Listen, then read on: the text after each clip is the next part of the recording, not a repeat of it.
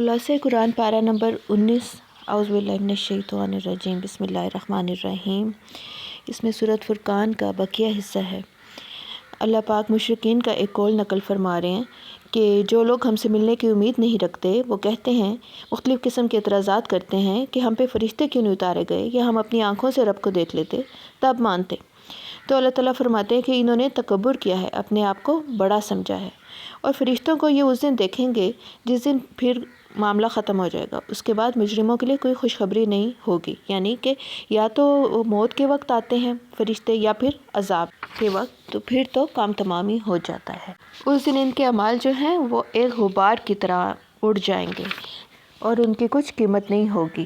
پھر قیامت کا تھوڑا سا نقشہ اللہ تعالیٰ بتاتے ہیں کہ اس دن آسمان بادلوں کے سمیت پھٹ جائے گا۔ اس دن سچی بادشاہی صرف رحمان کے لیے ہوگی، اور ظالم جو ہوگا اپنے ہاتھوں کو کاٹے گا، پچھتائے گا کہ کاش میں نے فلاں کو دوست نہ بنایا ہوتا، کیونکہ دوستی انسان کو لے ڈوبتی ہے۔ برے لوگوں کی صحبت جو ہے اکثر اس سے انسان کے اندر مختلف برائیاں پیدا ہوتی ہیں۔ تو اس کے علاوہ نبی پاک صلی اللہ علیہ وسلم کے اس قول کا ذکر ہے کہ وہ اللہ تعالیٰ سے گلہ کریں گے کہ اے رب، میرے قوم نے اس قرآن کو چھوڑ رکھا ہے، یعنی اس قرآن پاک کو ترک کر دیا ہے، اس کو پڑھنا، اس پہ عمل کرنا۔ تو نبی کو اس بات پہ گلہ ہے، تو ہم لوگوں کو سوچنا چاہیے کہ کتاب ہدایت ہے، ایسا نہ ہو کہ ہم نبی پاک صلی اللہ علیہ وسلم کے گلے شکووں کے خود کو مستحق ٹھہرا لیں۔ پھر کافروں کا قول ہے کہ قرآن پاک ایک ہی دفعہ کیوں نہیں اتارا گیا، رفتہ رفتہ اس کی وحی کی گئی ہے۔ تو اللہ تعالیٰ فرماتے ہیں کہ یہ اس لیے کہ ہم آہستہ آہستہ آپ کے دل کو قوی کرتے رہیں، کبھی کبھار کوئی آیات بشارت والی بھیجیں، جس طرح ہم دیکھتے ہیں جنگ کے موقع پہ خاص احکامات آئے، کوئی آپ صلی اللہ علیہ وسلم ازواج مطہرات کے درمیان معاملہ ہوا، اس کے متعلق احکامات آئے، صحابہ کرام کے کوئی نیک اعمال پسند آئے اس کے متعلق۔ تو یہ رفتہ رفتہ بھیجنا اللہ کی ایک حکمت تھی۔ حضرت موسیٰ علیہ السلام کا واقعہ ذکر ہے کہ کس طرح حضرت ہارون علیہ السلام کے ذریعے ان کی مدد کی۔ قوم نوح نے جب انبیاء کو جھٹلایا اپنے نبی کو، تو ہم نے ان کو لوگوں کے لیے ایک نشانی بنا کے رکھ دیا۔ اسی طرح قوم عاد، قوم سمود اور گڑھے والے اور ان سب قوموں کو ہم نے کس طرح تباہ کیا۔ اور ایسی قوم بھی تھی جس پہ پتھروں کی بارش کی گئی، یعنی کہ قوم لوط۔ یہ ان کی بستیوں کے آس پاس سے گزرتے ہیں، ان کی سدوم اور عمورہ کی بستیاں ہیں قوم لوط کی، کیا پھر بھی یہ دیکھ کے نصیحت نہیں پکڑتے۔ پھر اللہ پاک فرماتے ہیں کہ کیا انہوں نے اپنی خواہش نفس کو اپنا معبود بنایا ہوا ہے، یعنی کہ جس طرح اللہ کے حکموں پہ چلنا چاہیے اور ہر معاملے میں اس سے مشورہ کرنا چاہیے، یہ اس کا درجہ، معبود کا درجہ اپنی خواہش نفس کو دیتے ہیں، اور جو ان کے من میں آتا ہے وہ یہ کام کرتے ہیں۔ تو دنیا میں رب چاہی زندگی گزارنی ہے، تو پھر آخرت میں من چاہی زندگی ملے گی۔ پھر اللہ تعالیٰ اپنی قدرت بتاتے ہیں کہ سائے کو ہم نے کس طرح پیدا کیا، اور آہستہ آہستہ ہم اس کو کھینچتے جاتے ہیں، یعنی یہ سایہ چھوٹا ہوتا ہے، بڑا ہوتا ہے، دن میں مختلف اوقات میں تمہاری نیند کو راحت کا ذریعہ بنایا، اور وہی بارش سے پہلے ہوائیں بھیجتا ہے، اور پھر اس نے دو سمندروں کے درمیان ایک حجاب بنا رکھا ہے، یعنی کھاری سمندر اور میٹھا پانی اکٹھے بہتے ہیں، درمیان میں ایک برزخ ہے، چھپی آڑ ہے، اور یہ دونوں کبھی ملتے نہیں، اور آپ چاہیں تو اس کا مشاہدہ بھی کر سکتے ہیں۔ پھر اس نے پانی سے انسان کو بنایا، اس کے لیے کس طرح سسرالی رشتے بھی بنائے اور ماں باپ کی طرف کے رشتے بھی بنائے، ایک کمزور انسان کو اتنی قدر و منزلت عطا کی، ہر چیز سے نوازا۔ پھر آپ صلی اللہ علیہ وسلم کو ارشاد فرماتے ہیں کہ اس ہمیشہ رہنے والے پہ بھروسہ کریں جسے کبھی موت نہیں، اور اس کی تعریف کے ساتھ پاکیزگی بیان کریں، وہی اپنے بندوں کے گناہوں کی خبر رکھنے کے لیے کافی ہے۔ اس نے آسمان میں برج بنائے، اور جس طرح کے 8 برج ہیں، بڑے بڑے ستارے بنائے، اور اس میں سورج بنایا جو انتہائی چمکنے والا ہے، اور چاند نورانی ہے جس کی روشنی ٹھنڈی ہے کیونکہ وہ سورج سے مستعار لیتا ہے، دن اور رات بنائے۔ پھر اللہ تعالیٰ رحمان کے بندوں کی صفات بیان کرتے ہیں کہ جو رحمان کے سچے بندے ہیں ان میں کیا کیا صفات ہوں گی۔ سب سے پہلی ہے کہ وہ زمین پہ عاجزی کے ساتھ چلتے ہیں، ان کے مزاج میں، سب امور میں عاجزی اور تواضع ہے، ان کی گفتگو میں تکبر نہیں پایا جاتا، اور جب جاہل ان سے بات کرتے ہیں تو بے فائدہ بحث سے بچنے کے لیے بس سلام کہہ دیتے ہیں، دور دور رہتے ہیں، ان میں وقت ضائع نہیں کرتے۔ پھر تیسری کہ اپنے رب کے سامنے سجدے اور قیام میں راتیں گزارتے ہیں، اور جو یہ دعا کرتے ہیں کہ ہمارے رب ہم سے جہنم کا عذاب پھیر دے کیونکہ اس کا عذاب چمٹ جانے والا ہے۔ اور پھر جب وہ خرچ کرتے ہیں تو نہ فضول خرچی کرتے ہیں اور نہ ہی بخل کرتے ہیں، اس کے درمیان اعتدال کی روش ہوتی ہے ان کی، یعنی کہ اتنا خرچ کر دیا کہ پھر بھیک مانگنے کی ضرورت پڑ جائے، یا اتنا کم خرچ کیا کہ اپنی ذات پہ بھی نہیں لگا رہے۔ اور پھر اگلی صفت کیا ہے کہ وہ اللہ کے سوا کسی اور معبود کو نہیں پکارتے، اور پھر قتل ناحق نہیں کرتے مگر جو حق کے ساتھ ہے، اور زنا نہیں کرتے، اور جو ایسا کرے گا وہ بڑی سزا میں پڑ گیا، مگر جو کوئی توبہ کرے اور ایمان لائے عمل صالح کرے تو انہی لوگوں کی برائیاں اللہ بھلائیوں سے بدل دیں گے۔ کتنا رحیم ہے اللہ کہ جو شخص کی برائیوں کی سلیٹ بھری ہوئی ہے وہ سچی توبہ کرے گا تو برائیوں کو بھلائیوں سے اللہ بدل دے گا۔ کہیں پہ ہے کوئی مثال؟ کوئی دنیا کے بادشاہوں میں اتنا رحیم و کریم دیکھا کبھی؟ اور پھر جو جھوٹی گواہی نہیں دیتے، اور جب بھی وہ کسی بیہودہ چیز پہ گزرتے ہیں تو شرافت اور بزرگانہ انداز سے وہاں سے گزر جاتے ہیں، کوئی ایسی محفل ہے وہاں سے شرافت سے گزر جاتے ہیں، اور جو لوگ اپنے رب کی آیات سے جب انہیں نصیحت کی جاتی ہے تو ان سے بہرو و رندو جیسا سلوک نہیں کرتے، یعنی غفلت نہیں کرتے، غور اور توجہ سے سنتے ہیں۔ اور پھر اگلی کیا صفت ہے؟ جو کہتے ہیں کہ اے ہمارے رب، ہمیں ہماری بیویوں اور ہماری اولاد سے آنکھوں کی ٹھنڈک عطا فرما اور ہمیں پرہیزگاروں کا پیشوا بنا دے، یہ دعا کرتے ہیں۔ اور پھر یہی لوگ ہیں جنہیں ان کے صبر کے بدلے جنت کے بالا خانے انعام میں دیے جائیں گے، جہاں انہیں دعا سلام کی جائے گی۔ اور تم ان سے کہہ دو اے نبی کہ اگر تم اللہ کو نہ پکارو تو میرا رب تمہاری مطلق پرواہ نہ کرے گا،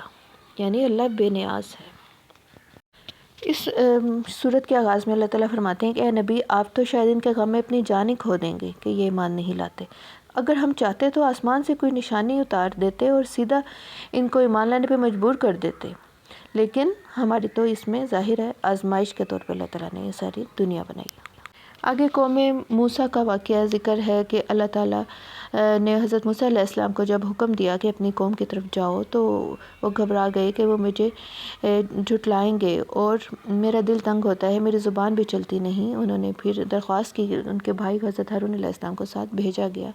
تو اللہ تعالیٰ نے کہا کہ میں تمہارے ساتھ انا معکم مستمعون، ہم خود سننے والے تمہارے ساتھ ہیں، تو تم گھبراؤ نہ، اور ان کو جا کے کہو کہ ہمارے ساتھ بنی اسرائیل کو بھیج دے، ان پہ ظلم کرنا چھوڑ دے۔ آگے سے فرعون انہیں کہتا ہے کہ تمہیں موسیٰ یاد نہیں، ہم نے تمہیں بچپن میں اپنے ہاں پالا ہے اور کئی سال تم ہمارے درمیان رہے، ہمارے احسانات بھول گئے، اور پھر تم نے قتل بھی کیا اور تم تو ناشکر۔ تو حضرت موسیٰ علیہ السلام جواب دیتے ہیں کہ اس وقت میں نے کیا تھا جب میں گمراہوں میں سے تھا، یعنی مجھ سے غلطی سے سرزد ہوا، جان بوجھ کے نہیں کیا تھا۔ انہوں نے ایک ظالم شخص سے دوسرے کو بچانے کے لیے محض اس کو مکہ ہی مارا تھا تو وہ اللہ کی طرف سے مر گیا، لیکن بعد میں پھر وہ نادم ہوئے، اور یہ کوئی جان بوجھ کے ان سے نہیں ہوا تھا، نہ ہی کوئی اس غرض کے لیے کسی کو مارتا ہے اور نہ ہی کوئی ایک مکے سے مرتا ہے۔ تو پھر میں تم سے ڈر گیا اور میں بھاگ گیا اس جگہ سے، پھر اللہ تعالیٰ نے مجھے حکم عطا کیا، نبوت دی اور مجھے رسولوں میں سے بنایا۔ اور جہاں تک تیرے انعام کا اور احسان کا ذکر ہے تو کیا یہی تیرا احسان تھا کہ تو نے بنی اسرائیل کو غلام بنا کے رکھا ہے اتنی دیر سے؟ اس کا بھی تو ذکر کر ذرا، یہ جہاں تو نے مجھے محل میں پالا ہے اس احسان کا ذکر کر رہا ہے، تو وہ بات بھی بتا نا کہ تو نے میری قوم کو جو اتنے سالوں تکلیف دیتا رہا ہے اور ان کے بیٹوں کو مارتا رہا ہے، تو اسی کے نتیجے میں تیرے محل میں پرورش پاتا رہا۔ پھر فرعون آگے مختلف سوال کرتا ہے کہ ما رب العالمین، رب العالمین کیا ہے؟ تو حضرت موسیٰ علیہ السلام اس کو جواب دے رہے ہیں کہ آسمان و زمین کا رب ہے، پھر وہ تمہارے باپ دادا کا بھی رب ہے، اور پھر وہ کہتا ہے کہ یہ تو مجنون لگتا ہے۔ تو حضرت موسیٰ علیہ السلام فرماتے ہیں رب المشرق والمغربی وما بینہم، مشرق اور مغرب کا اور ان کے درمیان کی تمام چیزوں کا رب ہے اگر تم میں عقل ہو۔ پھر فرعون دھمکیاں دینے لگا کہ میں تمہیں قید کر دوں گا، اگر تو سچا ہے تو نشانی لا۔ حضرت موسیٰ علیہ السلام نے عصا پیش کیا، وہ اژدہا بن گیا۔ پھر ان سب نے مل کے یہ پلاننگ کی کہ یہ تو جادوگر لگتا ہے، تو ایسے کرو کہ پورے ملک کے قابل جادوگروں کو لے کے آؤ، ان کا مقابلہ کروایا ان کے ساتھ۔ اور پھر جو جادوگر تھے انہیں اپنے فن کی لیمٹس پتہ تھیں، تو وہ سمجھ گئے کہ یہ ہمارے فن کی حدود سے باہر ہے، تو ضرور یہ کوئی نبی ہے۔ وہ سجدے میں گر گئے اور ایمان لیا۔ پھر فرعون نے کیا کیا؟ ان سے کہا کہ میں تمہارے ہاتھ پاؤں کٹوا دوں گا اور تمہیں سولی دے دوں گا، تو انہوں نے جواب کیا دیا لا ضیر انا الی ربنا منقلبون، کوئی حرج نہیں، یعنی اتنی بڑی سزا پہ آگے سے سرنڈر کر دیا کہ نہیں، ہم تو رب کا نام لینا نہیں چھوڑیں گے، تو بے شک جو ہمارے ساتھ کرنا چاہتا ہے کر لے۔ یعنی یہ ہوتا ہے ایمان، کہ ایک لمحے کا ایمان اتنا طاقتور تھا ان کا، اور ہم اپنے رب پہ امید رکھتے ہیں کہ وہ ہماری خطاؤں کی بخشش کرے۔ پھر حضرت موسیٰ علیہ السلام کو اللہ تعالیٰ نے حکم دیا کہ ان کو لے کے، بنی اسرائیل کو لے کے، میرے بندوں کو لے کے راتوں رات نکل جاؤ۔ فرعون نے ان کے پیچھے اپنے ہرکارے بھیجے، انہوں نے لوگوں کو اکسایا اور اپنے ساتھ جمع کر کے ان کے پیچھے فرعون لشکر لے کے لپکا۔ اب وہ کہتے تھے کہ ہم تو ایک مسلح جماعت ہیں، تو اللہ تعالیٰ فرماتے ہیں کہ ہم نے اپنی قدرت سے ان کو ان کے باغات اور چشموں سے نکال دیا، خزانہ اور عمدہ ٹھکانوں سے نکال دیا، اور اس طرح ہم نے بنی اسرائیل کو ان سب چیزوں کا وارث بنا دیا۔ پھر جب ان کے پیچھے وہ لپکے ہیں تو حضرت موسیٰ علیہ السلام کے ساتھی گھبرا گئے کہ اب تو ہم مارے گئے، لیکن اللہ تعالیٰ نے حضرت موسیٰ علیہ السلام نے جواب دیا، کلا، ہرگز نہیں، ان معی ربی سیہدین، بے شک میرا رب ساتھ ہے، وہ ہمیں بچائے گا۔ پھر اللہ کے حکم سے انہوں نے اپنا عصا سمندر پہ مارا اور وہ پھٹ گیا اور بڑے پہاڑوں کی طرح ہوا میں معلق ہو گیا، اس کے درمیان راستہ بن گیا۔ اور جب وہ گزر گئے تو پھر فرعون کی باری آئی، وہ ان کے پیچھے تعاقب کر رہا تھا، تو وہ پھر اللہ تعالیٰ کے حکم سے ڈبو دیا گیا۔ یعنی سمندر میں جو ڈبونے کی صلاحیت ہے وہ جب چاہے اللہ سلب کر سکتا ہے اور جب چاہے لٹا سکتا ہے، کیونکہ سب تصرفات اسی کے ہیں۔ پھر ابراہیم علیہ السلام کا واقعہ ہے، اس کے بعد جب انہوں نے اپنی قوم کو اور اپنے باپ کو توحید کی دعوت دی اور ان کو روکا کہ ان بتوں کی پوجا نہ کرو، کیا یہ تمہیں سنتے ہیں تمہاری پکار، یا تمہیں کوئی فائدہ یا نقصان دے سکتے ہیں؟ ان کی قوم نے جواب دیا کہ ہمارے باپ دادا یہی کرتے تھے۔ تو حضرت ابراہیم علیہ السلام نے جواب میں کہا کہ نہیں، یہ تو سب میرے دشمن ہیں، سوائے تمام جہانوں کے پروردگار کے، الذی خلقنی فہو یہدین، جس نے مجھے پیدا کیا وہی راہ دکھاتا ہے، والذی ویطعمنی ویسقین، وہی ہے جو مجھے کھلاتا اور پلاتا ہے، واذا مرضت فہو یشفین، جب میں بیمار ہوتا ہوں تو وہ شفا دیتا ہے، والذی یمیتنی ثم یحیین، وہی ہے جو مجھے موت دے گا اور پھر قیامت کے دن زندہ کرے گا، والذی اطمع ان یغفر لی خطیئتی یوم الدین، اور جس سے میں امید رکھتا ہوں کہ قیامت کے دن میری خطائیں بخش دے گا۔ پھر انہوں نے کچھ دعائیں کی کہ اللہ مجھے حکمت دے، بعد میں آنے والوں کے لیے میرا ذکر خیر جاری رکھ، مجھے نعمتوں والی جنت کا وارث بنا، میرے باپ کو بخش دے اور مجھے قیامت کے دن رسوا نہ کرنا۔ تو یہ ان میں سے دعائیں یہ ان کی قبول ہوئیں، سوائے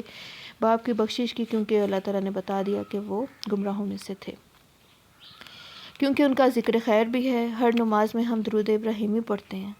اور اس کے علاوہ مقام ابراہیم موجود ہے جہاں نفل پڑھے جاتے ہیں، تو اور ان کی ذکر خیر اس طرح بھی جاری رہا کہ ان کی ہی نسل میں سے نبی پاک صلی اللہ علیہ وسلم آئے جن کی امت آخر تک رہے گی۔ اور پھر انہوں نے جو دعا کی مجھے رسوا نہ کرنا قیامت کے دن، تو یہ اس کا بھی ہمیں احادیث سے پتہ چلتا ہے کہ ان کا باپ جو ہوگا ایک بجو کی شکل میں ہوگا ان کے پاس جہنم میں، یعنی لوگوں کو معلوم نہیں ہوگا کہ یہ ان کا باپ ہے جو کہ جہنم میں ڈالا گیا۔ آگے قوم نوح کا ذکر ہے کہ جب انہوں نے اپنی قوم کو دعوت دی کہ میری دعوت کہ اللہ سے ڈرو اور میری اطاعت کرو، تو وہ کہنے لگے کہ تم پہ جو ایمان لائے ہیں وہ تو رذیل لوگ ہیں، یعنی غریب اور جو معاشرے کا ایک طبقہ، کمزور طبقہ تم پہ ایمان لایا ہے، تو ہم کس طرح ان کے ساتھ برابر ہو جائیں اور ہم بھی ان میں شامل ہو کے آپ پہ ایمان لائیں۔ تو حضرت نوح علیہ السلام آگے سے کہتے ہیں کہ مجھے کیا علم وہ کیا کام کرتے ہیں، وہ ان کا حساب اللہ پہ ہے، اور میں تو مومنوں کو اپنے پاس سے دھتکارنے والا نہیں ہوں، میں اس لیے نہیں آیا کہ غریب لوگوں کو اپنے سے ہٹا دوں۔ پھر انہوں نے دعا کی ففتح بینی و بینہم فتحً، مجھ میں اور ان میں کوئی قطعی فیصلہ کر دے اللہ تعالیٰ، اور مجھے اور میرے ایمان والے ساتھیوں کو نجات دے دے، اور پھر ایسا ہی ہوا اور باقیوں کو اللہ تعالیٰ نے غرق کر دیا۔ اس میں نشانی ہے اور ان میں سے اکثر لوگ ایمان لانے والے نہیں۔ قوم عاد کا پھر ذکر ہے جب ان کے بھائی حضرت ہود علیہ السلام نے ان کو توحید کی طرف بلایا اور فرمایا کہ یہ تم بطور کھیل تماشا عمارتیں بنا رہے ہو، بڑی بڑی صنعت والے مضبوط محل تعمیر کر رہے ہو، کیا تم جیسے ہمیشہ ادھر ہی رہو گے؟ اور جب تم کسی پہ گرفت کرتے ہو تو جابر اور ظالم بن کے کرتے ہو، تو اللہ سے ڈرو اور میری اطاعت کرو جس نے تمہیں اتنی نعمتیں عطا کی ہیں۔ وہ کہنے لگے کہ ہم پہ برابر ہے چاہے تم نصیحت کرو یا نہ کرو، اور یہ تو پرانے لوگوں کی بس عادت ہے اور ہم تو ہلاک ہونے والے نہیں۔ پھر اللہ نے ان کو ہلاک کر ڈالا، یقیناً اس میں عبرت ہے۔ اور پھر قوم سمود کا واقعہ ہے کہ ان کے بھائی حضرت صالح علیہ السلام نے ان کو دین کی طرف بلایا کہ میں تم سے کوئی اجر نہیں مانگتا، میرا اجر تو اللہ کے ذمہ ہے، کیا تم سمجھتے ہو ان سب چیزوں نعمتوں میں تم امن کے ساتھ چھوڑ دیے جاؤ گے؟ ان باغوں میں، چشموں میں، کھیتیوں میں، کھجوروں کے باغوں میں جن کے شگوفے نرم و نازک ہیں، تم پہاڑوں کو تراش تراش کے پرتکلف گھر بناتے ہو، ان سب میں تمہیں بغیر ایمان لائے یوں ہی چھوڑ دیا جائے گا؟ کھیل تماشے میں تم لگے رہو اور تمہیں کوئی پکڑے نہ۔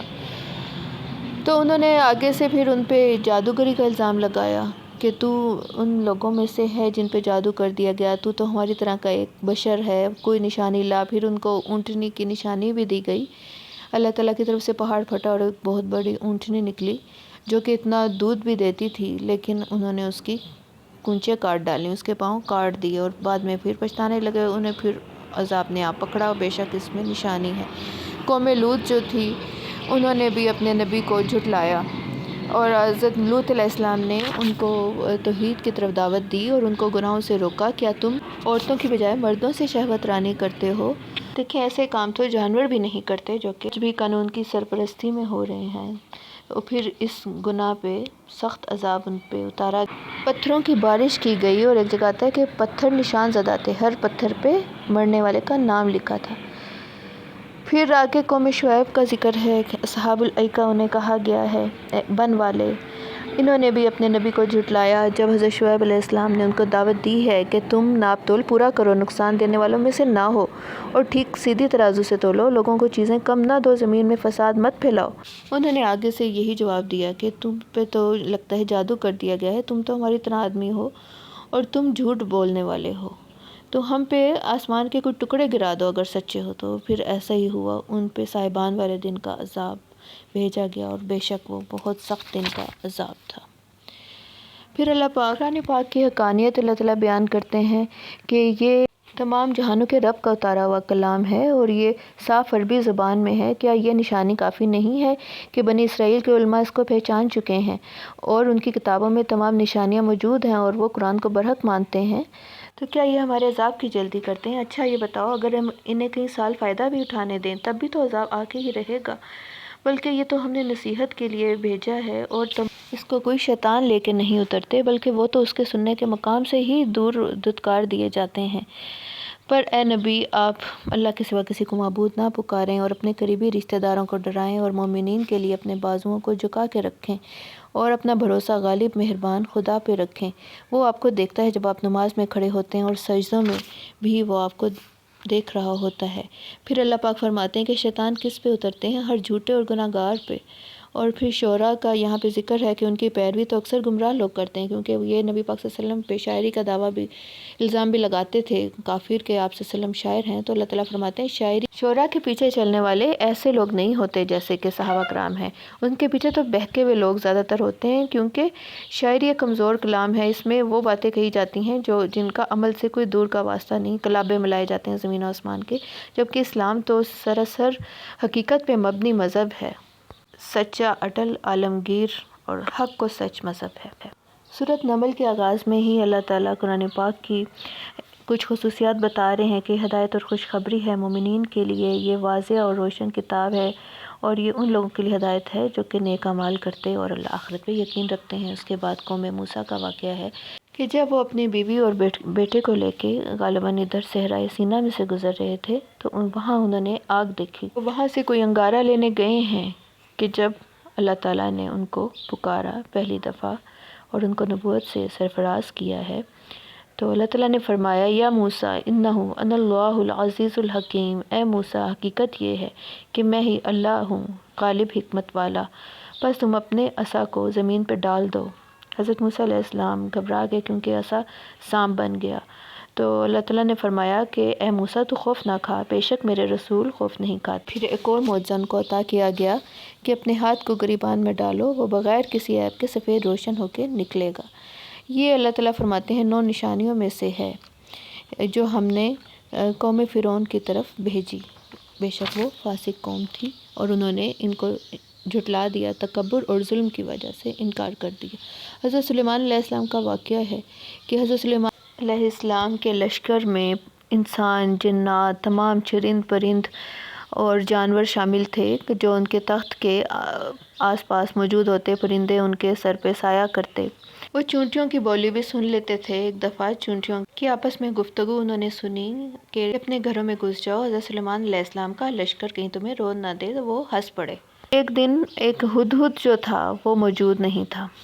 حضرت سلیمان علیہ السلام نے پوچھا کہ یہ کہاں ہے، میں تو اس کو سخت عذاب دوں گا، کیا یہ غائب ہے یہاں سے؟ وہ آ گیا اور اس نے ان کو ملکہ سبا کی سلطنت کے بارے میں بتایا کہ ایک قوم ہے جو کہ سورج کی پوجا کرتی ہے، اور ایک ملکہ ان پہ حکمرانی کرتی ہے۔ حضرت سلیمان علیہ السلام نے ایک خط اس کے نام لکھا ہے کہ انہو من سلیمان و انہو بسم اللہ الرحمن الرحیم، یعنی کہ ایک شارٹ سا اور جامع قسم کا مضمون ہے کہ اللہ تعالیٰ علیہ کہ میرے مقابلے میں سرکشی نہ کرو، واتونی مسلمین اور فرما بردار ہو کے آ جاؤ۔ اب ملکہ نے اپنے سرداروں سے مشورہ کیا کہ کیا کریں۔ سردار کہنے لگے ہم تو طاقتور ہیں اور ہم ان سے جنگ کرتے ہیں، لیکن پھر ملکہ نے کہا کہ دیکھ لو جو بادشاہ اگر یہ سچا ہوا تو یہ تو پھر دشمنوں کو رون ڈالتے ہیں اور ہماری اینٹ سے اینٹ بجا دیں گے، تو ایسے کرتی ہوں میں ان کا امتحان لیتی ہوں کہ کیا یہ سچے نبی ہیں۔ کچھ تحفے اس نے بھیجے حضرت سلیمان علیہ السلام نے، وہ واپس کر دیے، تو وہ سمجھ گئی کہ اس کو کوئی دولت وغیرہ کی حرص نہیں ہے۔ حضرت سلیمان علیہ السلام نے اپنی طاقت ان کو دکھانے کے لیے اس کا عرش جو تھا بڑے سونے یاقوت کا تھا، وہ اپنے پاس منگوا لیا۔ اب جب ملکہ آئی ہے تو اس بات پہ ایک تو متاثر ہوئی کہ یہ اتنا بڑا عرش پہرے داروں سے اور اتنے دور کی مسافت سے کس طرح انہوں نے منگوا لیا۔ پہلے تو اس سے متاثر ہوئی، پھر ان کو ایک شیشے کے محل میں بلایا گیا جو کہ انتہائی خوبصورت کاریگری کا ایک نمونہ تھا، اور وہ سمجھی کہ یہ پانی اس کی خوبصورتی اور صناعی سے متاثر ہو کے وہ دھوکہ کھا گئی۔ تو جب اسے پتہ چلا کہ یہ تو شیشہ ہے تو اسی وقت وہ ایمان لے آئی کہ جس طرح میں اس کو پانی سمجھی ہوں شیشے کو، تو اسی طرح ہو سکتا ہے کہ میں سورج کو خدا سمجھ رہی ہوں، وہاں بھی ہو سکتا ہے میں غلط ہوں جس طرح ابھی مجھے غلطی لگی ہے، اور متاثر ہو کے فوراً وہ ایمان لے آئی۔ اس کے بعد پھر قوم سمود کا اور قوم لوط کا واقعہ ضمناً اللہ تعالیٰ نے ذکر کیا ہے۔ اختتامی آیت ہے قل الحمد للہ وسلام علی عبادہ الذین اصطفیٰ، آپ فرما دیجئے تمام تعریفیں اور شکر اللہ کے لیے اور اللہ کے بندوں پہ سلام ہو جنہیں اس نے چن لیا۔ کیا اللہ بہتر ہے یا وہ جنہیں یہ شریک بناتے ہیں؟ اللہ اعلم بالصواب۔ ربنا تقبل منا انک انت السمیع العلیم وتب علینا انک انت التواب الرحیم وما علینا الا البلاغ۔